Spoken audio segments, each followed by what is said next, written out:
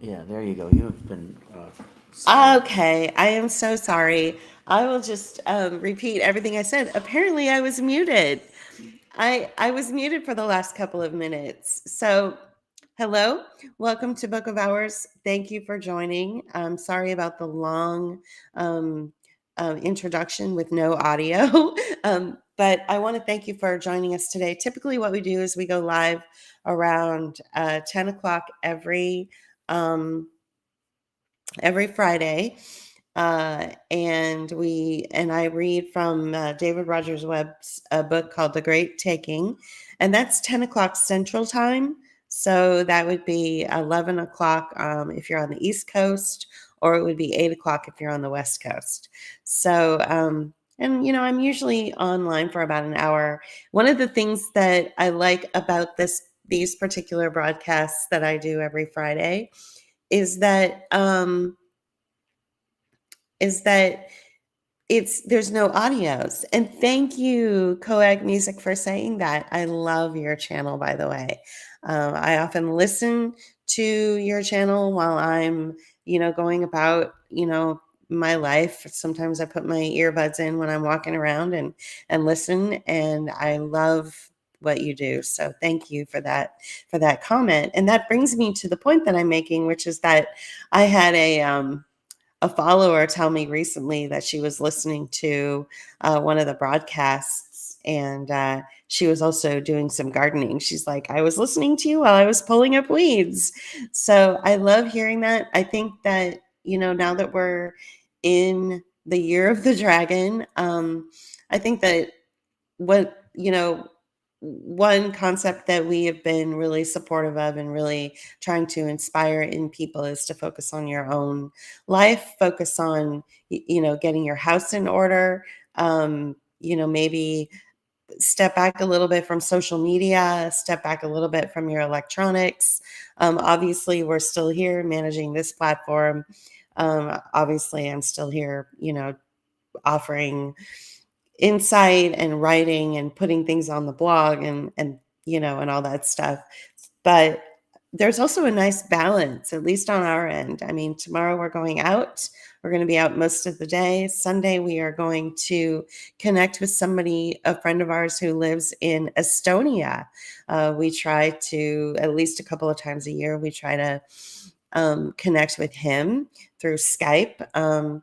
So I think that having, actual connections, even with people all across the world, using electronics to do that can actually be beneficial and be helpful. We're going to talk music and, just life and all the things that we've learned since we've met, it's probably been about 3 or 4 years since he came into our life. Um, but sometimes on these Friday broadcasts, what I like to do is read or discuss some other, prevalent issues or relevant issues that are taking place before I read the next chapter. One of the things that I do love about The Great Taking um, is that it is so short and the chapters are so short. So it gives me an opportunity to go to different places. One of the places that I would like to share with you is the blog. Over the last couple of days, I have written um, a couple of things. I wrote a short piece, a very short opinion piece about Kate Middleton, which I believed I shared, quite a bit. So I'll let that go for now. But the next piece that I wrote yesterday was really important, and um, I think people should read it. Let me go ahead and share the screen for that. So this is our blog. It's called, we're at Book of Hours. And if you just go to the top there and you'll see where it says blog of hours, you would just click that. It's book dash of dash hours.com. And then you would just go to blog of hours. And this is the latest piece that I wrote yesterday. This happened on the anniversary of the national emergency for the COVID response. the 4-year anniversary of it. And it was that the state of Mississippi, which is the state I currently live in, incorporated a women's Bill of Rights into the state constitution. And you can actually read the article yourself. I won't read it. There's something else I want to read before I begin reading from David Rogers Webb's book, The Great Taking. But I thought this was really important to at least archive. I mean, we are in this place now where things are changing, and I think to incorporate a women's Bill of Rights into a state constitution is really important to notate, because women have been wanting to be considered equal to men under the U.S. Constitution since the 1920s. And in 1970, it almost came to pass. And it was actually on my birth date, October 7th, 1970, that the debate finally went to the Senate. The House had passed it and said, yes, let's move forward and add an amendment that, women should have equal rights as men under the U.S. Constitution. And then the Senate is what held it up. And it went back and forth between the House and Senate.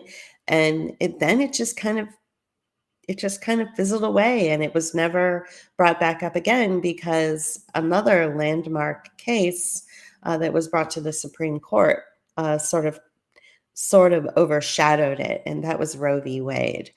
So I'll let you go ahead and read this, so you can kind of get an idea of my position on this. But I think that incorporating women's rights into the state's constitution is an incredible victory for women. And it just happened a couple of days ago. And it actually happened on the 4th anniversary of the national emergency. So I thought that was really important to share. So take a look at that when you get a chance. One of the things that I would like to go ahead and share with you is a Twitter thread that I wrote this morning. And I will read it to you and show you the screen as I read it. Sometimes you get these streams of consciousness, and it just felt really important to write this. This is my name on Twitter. I go by Julie Miss Ruley. So you can find me there if you so choose to follow me there. But this felt really important to me. So I decided to write a tweet thread. And a tweet thread is where you make a point and then you can add the corresponding points to your tweets, so you have a whole thread. It's very old school, and I really enjoy doing that. So I'm going to go ahead and read this to you, and then after I read these 20 points out loud, we'll go ahead and start with the reading of the book. Okay, so number 1, the simplest answer is always the best. So in no particular order, just thinking this through. Headlines. We have a fentanyl crisis in the USA that has slowly risen over the years, and in some cases quadrupled from one year to the next. I believe these headlines. And number 2, some don't believe people became very ill or even died of something that was far worse or far distorted from a virus. I am not one of those people. In late 2019 or early 2020, a rise of illnesses and deaths occurred due to some sort of toxic event. And number 3, not many will admit the deployment of toxins being marketed as COVID or the deployment of toxins being marketed as COVID-19 vaccines is a controlled, focused, organized military operation. I, in essence, wrote the book on it and made it public January 1st, 2023 through my video essay, The New Constitution, Living War Crimes. Not many understand that this is class war, and all financial resets require a resetting of the population's thought processes and attitudes about health. A military operation, we may still be going through the breaking down phase. We are all collateral now, wealthy to impoverished. Number 5. Within this military operation, where all our institutions and government agencies have turned on their own people, most oppositional voices will be squelched. A good many will be allowed to be seen and will be popularized. I'm not one of those. Number 6, military operations require eroding families in order to weaken the enemy. The enemy is us, by the way, average American citizens. A slow decline in family, for instance. No one in my family speaks to me for years, and I have no idea why. Plus, the targeted cultural identity campaigns do the job. Number 7, obviously targeting of American citizens by their own government and institutions is fascism. This has been going on for a long time. The COVID op helped peel away blinders to quite a few Americans who couldn't see this targeting before. Welcome aboard. You'll be here a while. Number 8, once a few wins were allowed, like masks and vaccine proof is no longer mandated, Americans went back to their camps to pick up the cause du jour rather than work on themselves and reflect on what just happened. Social media has been instrumental in slowly eroding inner dialogue. Number 9, in military operations where there is focus on a targeted population, there is death. Not just at the butt of a gun or a dirty bomb or a missile. It can come in all forms: suicide, poisoning, murder of one another. Death has now become normalized in American culture. We're all trauma victims. Number 10, most Americans exist in PTSD and don't even realize it. Death has touched each and every demographic of America in one way or another. This is what a military operation does. It creates complex trauma, PTSD, social trauma, and trauma via authority. Number 11, the military operation to kill and break down Americans through trauma comes in many forms. I keep hearing the echoes of Mike Pompeo. We are in a live exercise. There isn't one exercise happening as the war on Americans takes place. It's multi-pronged. Number 12, are cartels flooding our cities, giving rise to fentanyl deaths? Yes. Are pharmaceuticals and the HHS, etc., working hand in glove with the Defense Department to deploy poisons? Yes. Is gain-of-function research even real? Yes. Are sustainable development and surveillance control models even real? Yes. Number 13, a key to U.S. government and its agencies and institutions targeting of enemy combatants, Americans, is to create a lack of transparency of information, to create chaos, and to lie. Lies have been called propaganda, but they are just lies. It's the trademark of psychopaths and serial killers. And number 14, draining the targeted enemy, Americans, of its worth, its self-esteem, its value, and its dignity, and transferring these qualities to stories of oppressed areas outside of the American scope is key. Gaza is more important than you. Ukraine is more important than you. Number 15, shock and awe. Bush described his military prowess all those years ago, an intelligence signal for the rest of our life. Shootings in schools, shootings in subway stations, mysterious viruses, massive layoffs, held in jails without charges or due process, and true justice is never seen. And number 16, instruments in social media like the block option are key in eroding inner dialogue, eroding fair and enlightened communication. Algorithms at times are to blame. They sweep and randomly block. But to have the option to blot out dialogue is dangerous and wholly disintegrates society. Number 17, it's okay to have outlandish ideas about what your oppressor is doing to you. For instance, I believe certain 2019 flu vials were filled with fentanyl or a version of it. This would explain why in late 2019 or early 2020, people who were typically healthy were showing signs of being poisoned. Number 18, poisoning Americans has been going on for years.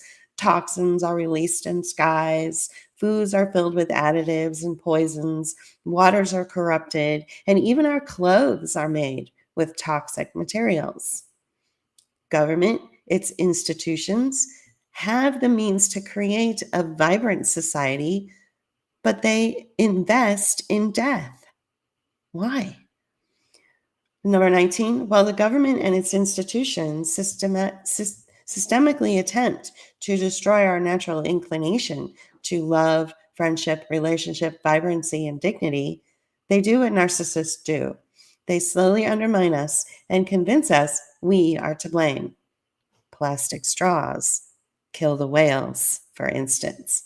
And number 20, my last point, and without a $28 blue check, this thread may not even reach you. Live in gratitude, pride, dignity, and create a balance of music and art. Fall in love with nature. Be near water. It's okay to eat a little sugar and fat. Find someone to touch who will touch you back. And adopt an animal. So that was my tweet thread this morning. I felt really inspired to share it, and I went ahead and read it just now. So, you can always follow me at Julie Miss Ruley on Twitter, and you can read it yourself if you want. But I'll go ahead and take that down now. And I want to continue with David Rogers Webb's book called The Great Taking. This is part 9, so I've currently gone live. This is the 9th time I'm going live, so I've currently gone live 8 times before on a Friday morning. And although this is part 9 of the reading, it's not the chapter. The chapter I'm reading is chapter 6, and it's entitled Safe Harbor for Whom and From What. And he always begins with a little quote. Usually it's from Sun Tzu. Today's quote is from George Orwell, who wrote Animal Farm. And he says, all animals are equal, but some animals are more equal than others. So let me continue with the reading. In 2005, less than 2 years before the onset of the global financial crisis, safe harbor provisions in the U.S. Bankruptcy Code were significantly changed. So safe harbor sounds like a good thing. But again, this was about making it absolutely certain that secured creditors can take client assets, and this cannot be challenged subsequently. This was about, quote, safe harbor for secured creditors against demands of customers to their own assets.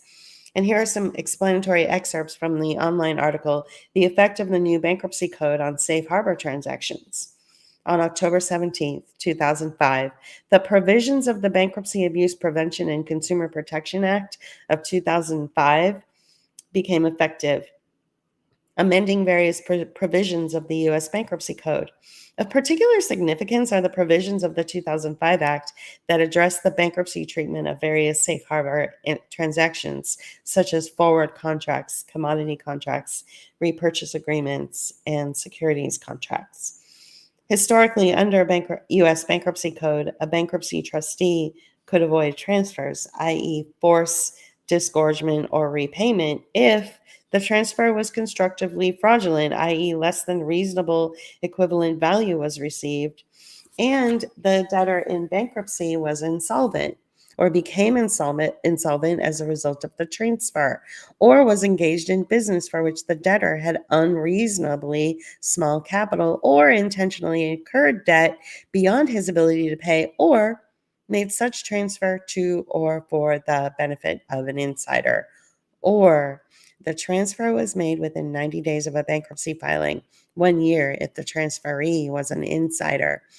Transfers that meet any of the above criteria are referred to as preferences, preference transfers, or preference liabilities. So now, with the new safe harbor provisions, the transfer of customer assets to creditors previously considered to be fraudulent can no longer be challenged. That was exactly the point. Further, it is now quite okay for the transfer of the public's assets to be made free of payment, also known as FOP, as there is no requirement to show that reasonably equivalent value was received.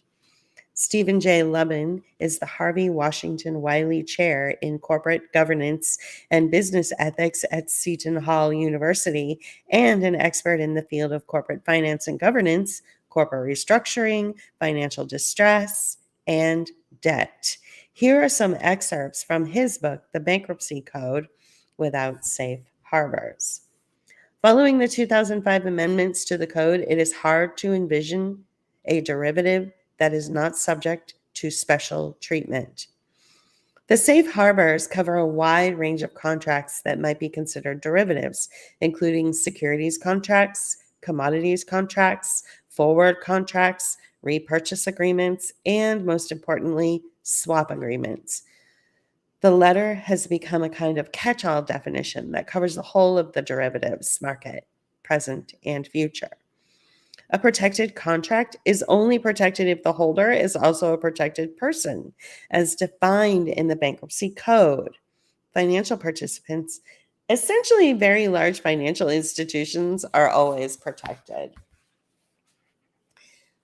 The safe harbors, as currently enacted, were promoted by the derivatives industry as necessary measures.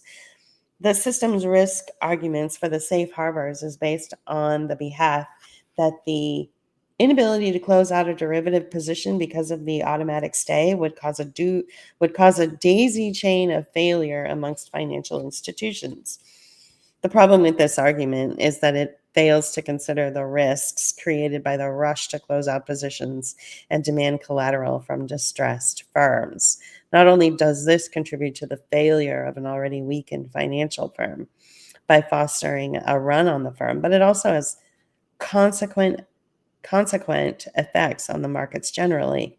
The code will have to guard against attempts to grab massive amounts of collateral on the eve of a bankruptcy in a way that is unrelated to the underlying value of the trades being collateralized.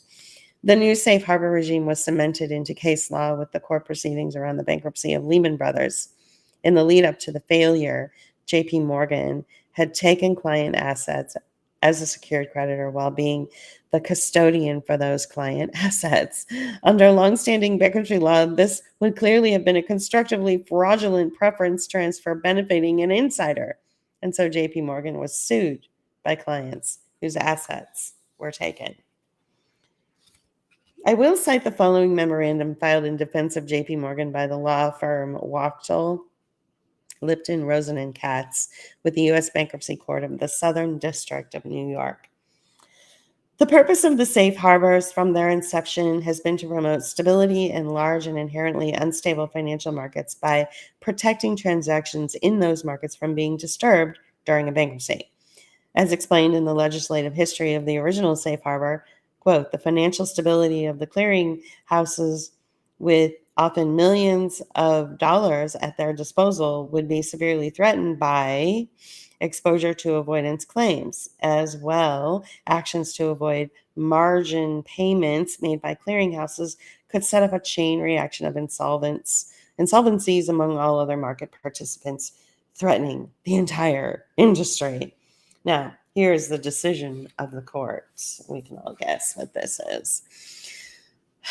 The court agrees with JP Morgan Chase that the safe harbors apply here, and it is appropriate for these provisions to be enforced as written and applied literally in the interest of market stability. The transactions in question are precisely the sort of contractual arrangements that should be exempt from being upset by a bankruptcy court under the more lenient standards of constructive fraudulent transfer or preference liability. These are systemically significant transactions between sophisticated financial players at a time of financial distress in the markets. In other words, the precise setting for which the safe harbors were intended. The court first must consider whether JP Morgan Chase is eligible for protection under Section 546E. That subsection, like the safe harbors generally, applies to certain types of qualifying entities. JP Morgan Chase is one of the leading financial institutions in the world, quite obviously is a member of the protected class and qualifies as both a financial institution and a financial participant. In other words, the court said, go ahead, commit fraud. That's totally fine. And so only a member of the protected class is empowered to take customer assets in this way. Smaller secured creditors are not similarly privileged. In the aftermath of the 2007 and 2008 global financial crisis, no executive was convicted of a crime for the use and subsequent loss of assets. Quite to the contrary. The bankruptcy of Lehman Brothers was used to establish case law precedent that the protected class of secured creditors have an absolute priority claim to client assets and that potentially and practically only they will end up with the assets. So that ends chapter 6. And, he's talking about a lot of us refer to it as the 2008 financial collapse, where people were sold fraudulent mortgages. They were sold basically shit mortgages.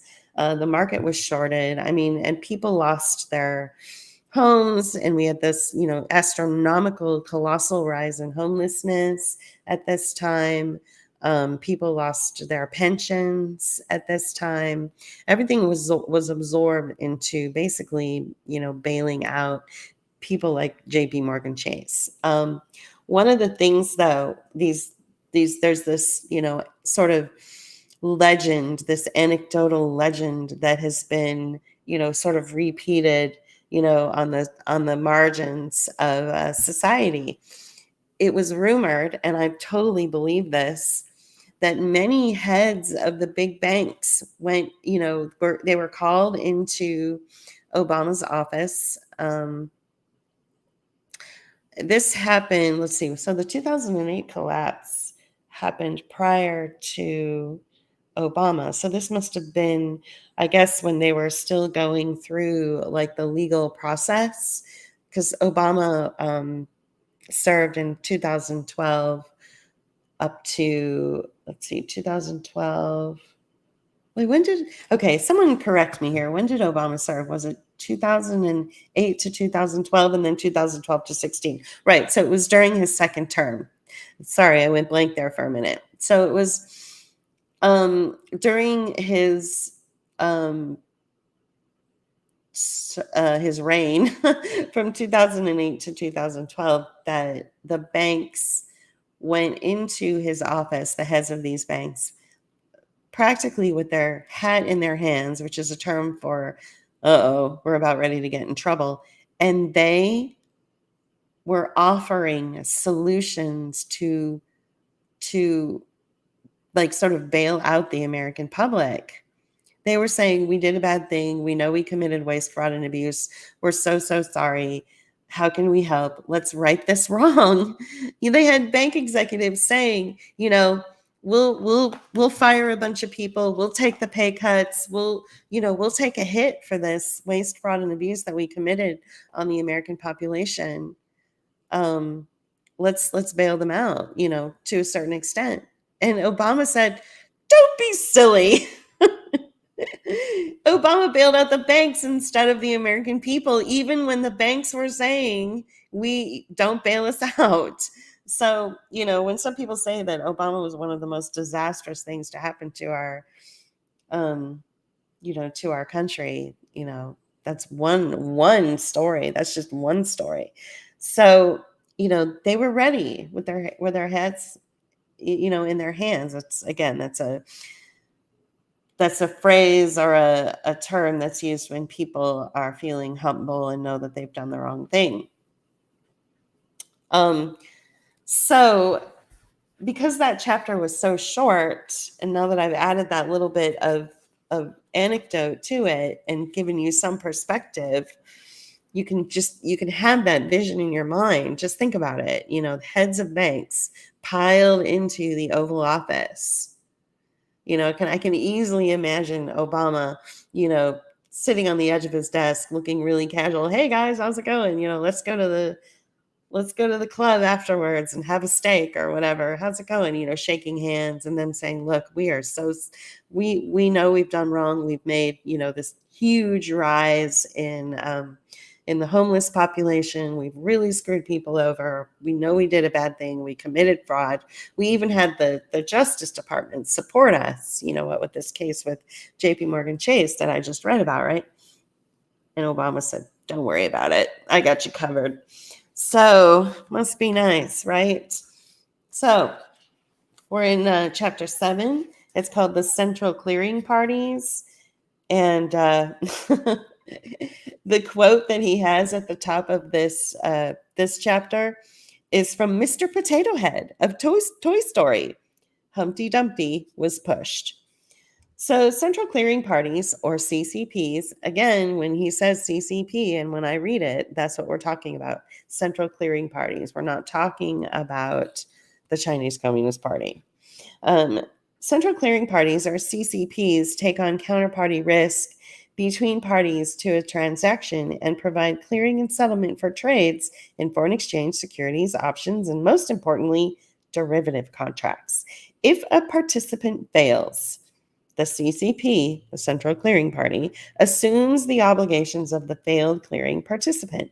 So the CCP combines the exposures to all clearing members on its balance sheet.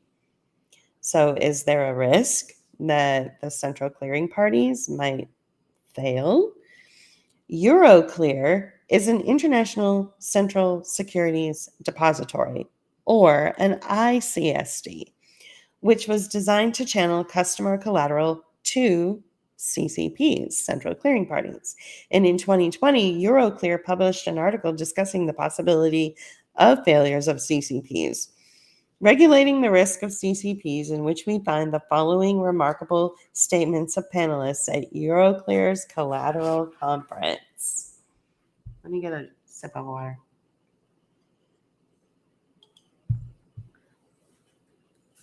Regulators around the world have demanded more capital, more collateral, and more clearing.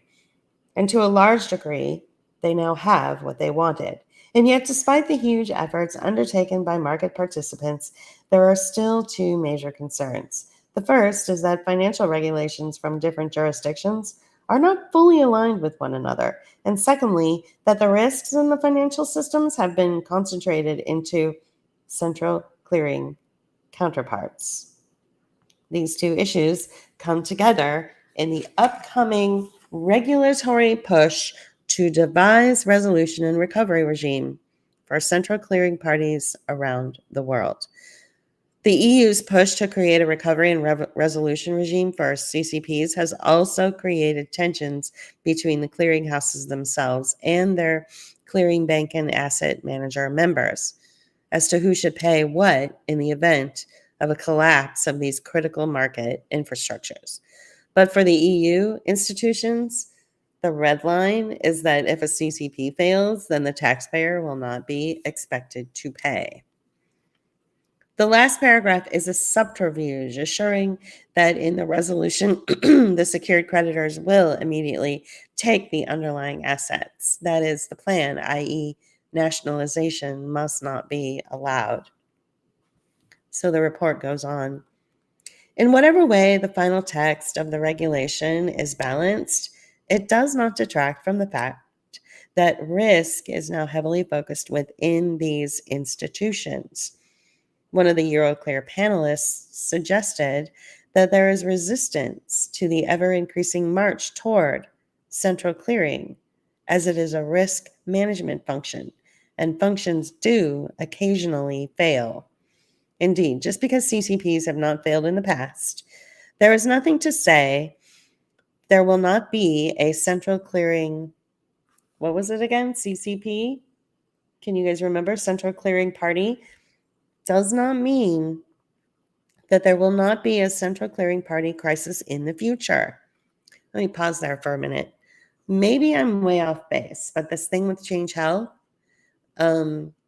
between providers and insurance companies paying the providers, I feel like that's a failure. And I feel like, he wrote this a while ago before Change Health was allegedly attacked by a terrorist. When I just have a feeling it failed, like the whole thing crumbled. I just have a feeling that's what it was. Maybe I'm wrong.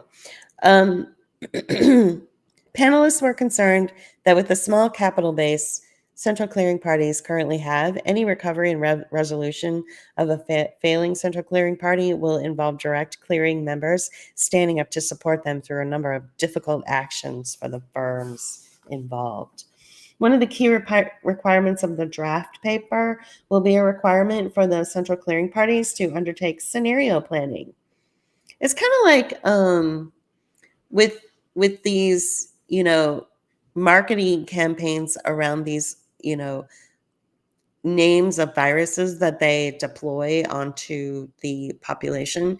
They have events, like we all know about Event 201, but they have other events, and so they do these practice runs. Well, it's the same thing.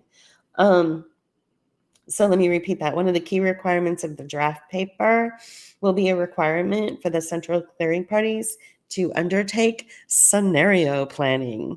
And for a CCP to fail, it will likely have been triggered by the simultaneous default of two major members. If a large CCP is in trouble because of its members' default, then we will be having a banking crisis, says Benoit Goris, Senior Director of the European Public Policy at the ISDA. In 2022, the Financial Stability Board and the Committee on Payments and Market Infrastructures at the BIS, which is the Bank of International Settlements, published the report Central Counterparty Financial Resources for Recovery and Resolution, in which we find the following statement. In November of 2020, the chairs of the FSB, the Financial Stability Board, the Committee on Payments and Market Infrastructures, the International Organizations of Securities Commissions, and of the Financial Security Board's Resolution Steering Group publicly committed to collaborate on and conduct further work on central clearing parties' financial resources in recovery and resolution. Such work would consider the need for and develop as appropriate international policy on the use, composition, and amount of financial resources in recovery and resolution to further strengthen the resilience and resolvability of central clearing parties in default and non-default scenarios. So, okay, I want to pause there for a minute because I want to define what a central clearing party is to you. Okay, so let me. Okay, so what is the role of a central clearing party? A central clearing party is an entity that interposes itself between two counterparties in a financial transaction. After the parties have agreed to pay, the central clearing party becomes the buyer to every seller and the seller to every buyer. Now, I read this before, but I wanted to repeat this. In doing so, the central clearing party reduces counterparty credit and liquidity risk exposures through netting. So how about I try to give an example of a central clearing party? Okay? So what is an example of a central Once a trade has been executed by two counterparties, it's submitted to a clearinghouse, which then steps between the two original trades clearing firms and assumes the legal counterparty risk for the trade. For example, a trade between firm member A and firm B becomes two trades. Okay. I really hope that that could help to explain this, because I know these financial instruments are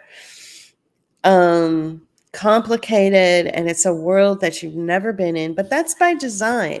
And that's why I'm reading this. You may not understand and it may be boring what I'm reading, but eventually something, may happen in your life on a personal level, and it will affect your assets or money. I'm not saying that something bad is going to happen. I'm just saying that something that you can handle may happen. And a lot of what I'm reading here, you can apply this to that circumstance.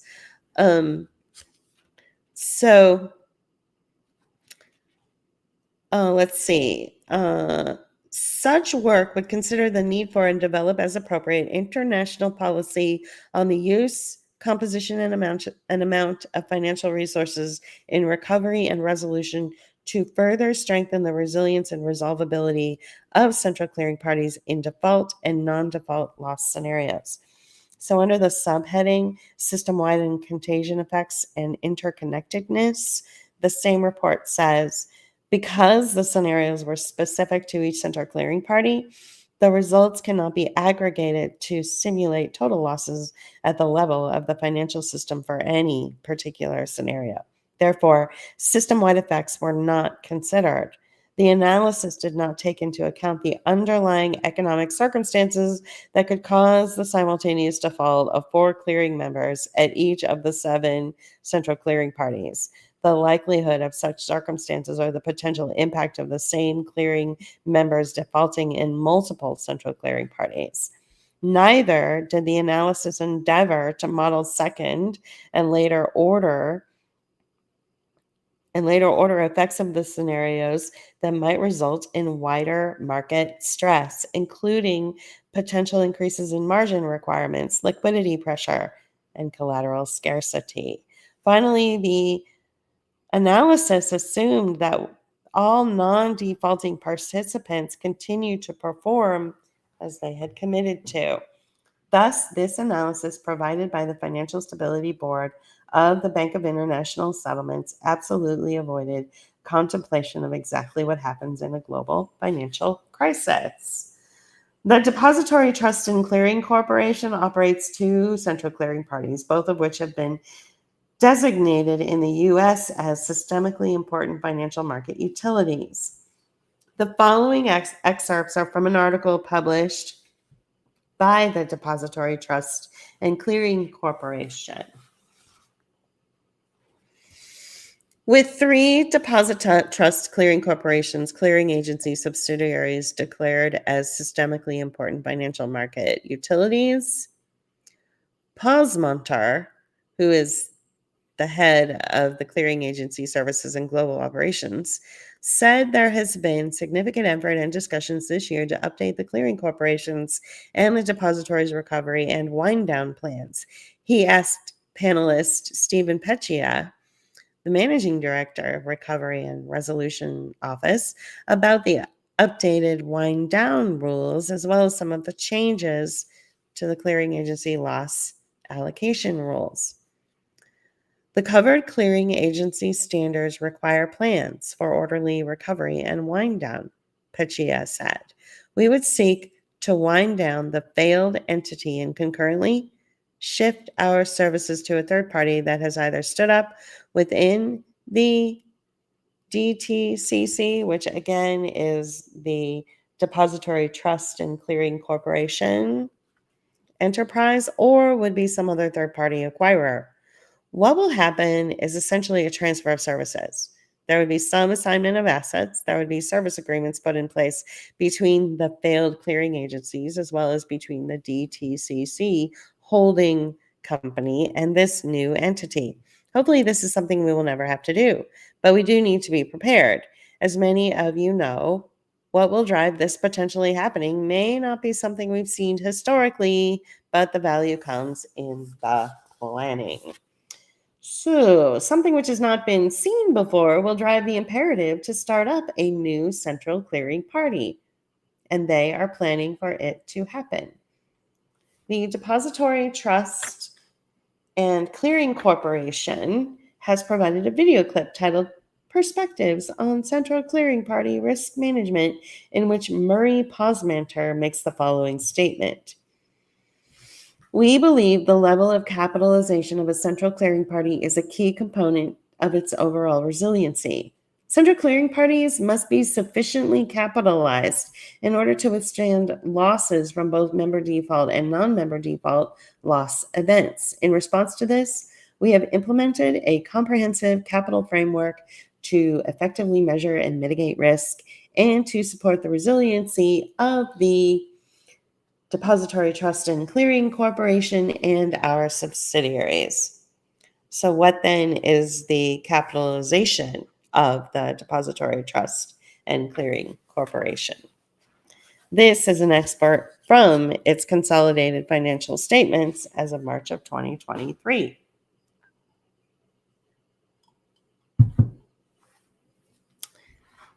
I'm going to read this. The Depository Trust and Clearing Corporation is the parent company of various operating subsidiaries, including the Depository Trust Company, National Securities Clearing Corporation, Fixed Income Clearing Corporation, and then all of these, the DTCC, ITP, LLC, and just a whole long list of different acronyms. This is all of DTCC consolidated, the whole enchilada. As of March 31st, 2023, the consolidated total shareholders' equity was a tad over $3.5 billion. Now, realize that this is the entire capitalization underpinning the central security depository and central clearing parties for the entire U.S. securities market and derivatives complex. Contrast this with this cited statement. We believe the level of capitalization of a central clearing party is a key component of its overall resiliency. Central clearing parties must be sufficiently capitalized in order to withstand losses from both member default and non-member default loss events. This is one of the many open deceptions which are unpleasant and inconvenient to see, and so readily dismissed. Now, recall these excerpts from the exchange between the Legal Certainty Group and lawyers for the Federal Reserve. Question from the EU. Is the investor protected against the insolvency of an intermediary? And if so, how? Answer from the New York Fed. An investor is always vulnerable to a securities intermediary that does not itself have interests in a financial asset sufficient to cover all of the securities entitlements that it has created in that financial asset. If the secured creditor has control over the financial asset, it will have priority over entitlement holders. If the securities intermediary is a clearing corporation, the claims of its creditors have priority over the claims of entitlement holders. So there we have it. In the collapse of the clearing subsidiaries of the DTCC, it is the secured creditors who will take the assets of the entitlement holders. This is where it's going. It's designed to happen suddenly and on a vast scale. There are some other relevant statements in the article, Details Risk Management Approach. Much of the debate recently is focused on whether central clearing parties should make larger contributions of their own capital to the loss allocation waterfall as a way to make sure that their risk management is prudent and that they had their own skin in the game.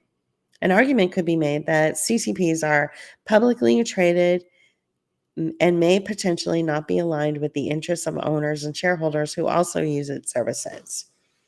We felt it was very important to point out that this argument isn't applicable because, in essence, the source of our capital is our users, Posmanter said. We don't feel that putting an outside portion of that capital at risk as part of our loss allocation waterfall would align our interests any better than they're already aligned with our owners and users. We look at that as a potential source of instability in a stressed market. And he added, while we're in favor of having some of our capital in the loss waterfall, we think that having a very transparent methodology and a static percentage of our operating capital in the waterfall is what's most appropriate for us. As for resolution procedures, DTCC is opposed to pre-funding the default loss waterfall, although it does appear pre-funding the operating capital needed to get a new central clearing party up and running in the event of a default. As we go through our recovery and resolution planning, we want to have the operating capital pre-funded to potentially start up a new central clearing party in the event of the resolution of one of our central clearing parties. Pause mentor said, we definitely see the logic in having the operating capital to start up a new CCP pre-funded. Okay, so there you have it. The central clearing parties are designed to fail. They are deliberately undercapitalized. The start of a new central clearing party is planned and pre-funded. The construct assures that the secured creditors will take all collateral upon which they will have protected legal control. The rule of law must prevail. We would have chaos otherwise. No one is above the law, after all. As a reminder of the structure, here is an excerpt from the Wikipedia article on the DTCC. And remember, that is the Depository Trust and Clearing Corporation. Most large U.S. broker-dealers and banks are full DTC participants, meaning that they deposit and hold securities at DTC. DTC appears in an issuer's stock records as the sole registered owner of securities deposited at DTC. DTC holds the deposited securities to fungible bulk, meaning that there are no specifically identifiable shares directly owned by DTC participants. Rather, each participant owns a pro rata interest in the aggregate number of shares of a particular issuer held at DTC. Correspondingly, each customer of a DTC participant, such as an individual investor, owns a pro rata interest in the shares in which the DTC participant has an interest. So, with the explanation provided by the Federal Reserve Bank of New York, go back to chapter 3, you know what this means. So he ends chapter 7 with that. And with that, we are almost at the 1 hour mark. Obviously, what you're going to need to do is go and listen to some of David Rogers Webb's conversations that he has with people who have interviewed him. He has become very popular this year over the last few months. So it started out with not a lot of people really knowing who he was, and then he got more and more popular over time, especially with the publishing of this book. A lot of what I said, like I said before, a lot of what I've read are things that go over my head. But if you could just give yourself a basic understanding of like a central clearing party, if you could look up the term collateral, if you could look up the term velocity of money, then you might have a better grasp of what it is that he's saying in the book. And I'll end with this thought in your mind. And I've repeated this before, and I'm only repeating it because it's an example that he gave. And it was easy for me to sort of understand what's going on in the world financially and in our economy based on this example. You have a company, let's call it a let's call it a car dealership. You have a car dealership, and the car dealership needs to, operate, but it doesn't have enough money to keep the operations open, pay the employees, keep the lights on, stock the cars, things like that. So they have to take out a loan in order to run the dealership. Typically, when you take out a loan or a business takes out a loan, the lender, which is usually a bank, says you have a good record of of making money. There's obviously going to be enough for you to pay back this long-term loan. It's kind of like when you go and get a loan to buy a house. If you don't have an income and if you don't have proof of income, like, tax forms, and if you don't show that you are a good bet, the bank is not going to give you a loan so that you can buy that house. You have to have, you know, something, you have to have some kind of income so that the bank will say, you're a good bet. We're going to go ahead and give you the loan, give you the money in advance, and then you're going to pay us back with interest. Okay. So that's typically how loans work. Now, if you default on the loan, let's use continuing to use the house example, say you lose your job and everything falls apart, and you default on your loan and you can't make your loan payments anymore, then we all understand that the bank will absorb the home, and you'll be out on the street and you'll have to figure out another way to live and another place to live, right? And the bank will take the home, and then it goes back into the system, and they probably raise the price of the home in order to make up for the losses because, say you couldn't pay your mortgage. That's sort of a rough idea. I mean, I'm no financial expert, but that's sort of a rough idea of how it works, right?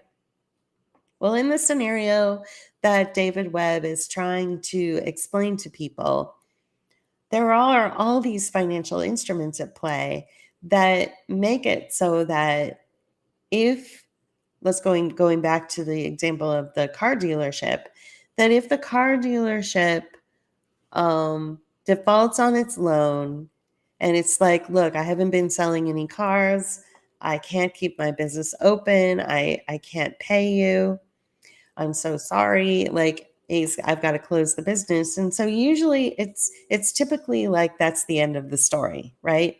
And so the bank then says, great, now we've got this, business on our hand. We need to get it back out in the market so that we can, get it working again, something. Okay. Well, in this case, all of the collateral that was used to secure the loan with the bank was everything. It was like, maybe the car dealership owner has like a $10,000 desk made of like this rare mahogany wood. And so the bank will say, okay, well, we'll take that desk. That's at least $10,000. So that can be applied towards your loan. What else you got? And it's like, oh, well, I got this, I got that. It's also all the cars that the dealership holds on the lot. And the bank's like, okay, that's all collateral. That's about, maybe $1 million worth of cars that you got out there on the lot. Now, if you're a customer and you came in and say like a year before the dealership went into bankruptcy or had to default on his loan, you drive off with your car, say you paid cash for it. The lender for that dealership will go to you and say, that's been marked as collateral. I need to recoup my losses. The guy that sold that to you is in default of his loan. He used that car as collateral, so we got to take it from you, even though you paid for it. So that's kind of like where we are. It's just this absurd, system where it doesn't seem like you can really get anywhere, right? And so that's what the book is called, The Great Taking. That's why it's called The Great Taking. and not the Great Reset or whatever else. It's called the Great Taking. So that kind of explains a little bit of what this is about. When I gave this example in the past, somebody pushed back a little bit and said, "Well, how can that be? That just cannot be. That's fiction." And I'm thinking to myself, okay, did we not learn anything from the 2008 waste, fraud, and abuse that was committed on the American public when they were trying to, secure mortgages to buy their dream homes? They were creating something out of nothing. So it used to be that we were living on fiat, right? Fiat currency. If you don't know what that means, fiat is, let's see. I want to get it right. So it's an arbitrative, or it's an authoritative or arbitrary order, a decree, government by fiat, an authoritative determination or a dictate. So we were living in fiat currency, which I guess we still are, but even more than that, even worse than that, is that there's no there. They're creating false financial instruments that have nothing to back them in order to make the thing go. You know what I'm saying? It's like it's a Potemkin village. It's a pantomime. Okay, this is where you get into more philosophical discussions about sort of the world we're in. It's kind of like driving your invisible car to your invisible gas station and pulling out your invisible pump and putting invisible gas in your invisible car. There is no there. And yet we are told that there's a car and it needs gas and there's a gas station, but it's invisible. This is why it's all just sort of this, it's a Potemkin village. Do you know what I mean when I say Potemkin village? So Potemkin village is a number of fake villages designed to impress the Russian Empress Catherine the Great. The term has also come to be used to describe an elaborate facade designed to hide an undesirable reality. Okay, so with these financial instruments, they're creating a Potemkin village. I hope that helps to illustrate in your mind. He goes into some really, really, deep and technical explanations about the financial process, by how the country is run, by how everything from how you get paid with your paycheck to how you invest in the market. And that's all good. But let's pull it back a little bit. Let's come back down to reality. It's all fakery and fuckery. Like I said, I'm repeating myself, but I'll say it again. It's the equivalent of driving your invisible car to the invisible gas station and pulling out the invisible pump and filling your invisible car with invisible gas. It's fake. Like the whole system is fake.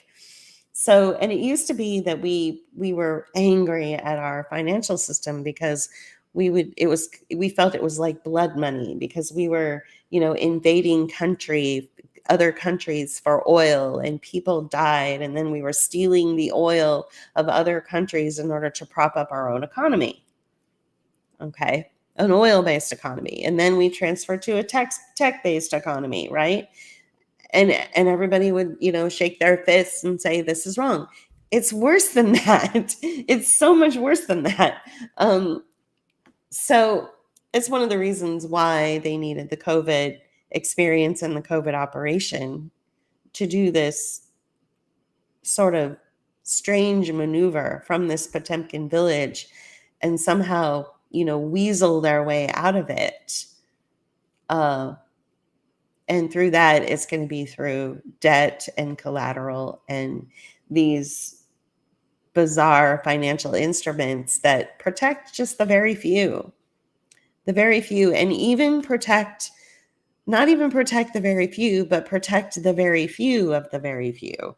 You know what I'm saying? Like this is, even people who you feel are benefiting from this sort of Potemkin village fiat currency we live in, even they are at risk now. So the whole thing falls apart, which would explain why, so many other things are happening, why they're just letting the fentanyl crisis take over and take the lives of so many people. Why so many things have been let go, like, our justice system. Nobody's really going to jail for any of the crimes that have been committed over the years. So all of these things have to sort of just disappear and erode and dissolve in order for this new financial taking and financial reset to take place. It's all connected. You don't have you can't have this kind of financial corruption without, creating health problems in the country as well. It's all a way to undermine us and push us down. So if you are just tuning in, I've been live for over an hour now, so I'm going to go ahead and sign off. It's after 11 a.m. Central Time. I only like to keep these at an hour because there's a lot of information packed in. So you can go back and listen to this from the beginning. And I do these without any visuals. I do these audio only because I like for you to have a life. As I said at the very beginning of this broadcast, I really enjoyed when one of my listeners told me that she was out pulling weeds and doing her gardening while she was listening to me, because I feel it's really important to spend as much time away from the electronics and as much time away from social media as possible. All right. Sometimes I need to take my own advice, I'll admit. All right. So thanks for tuning in. And I'll be back next Friday for I think we're on to chapter 8 now. The bank holiday. Oh boy, that'll be fun to read.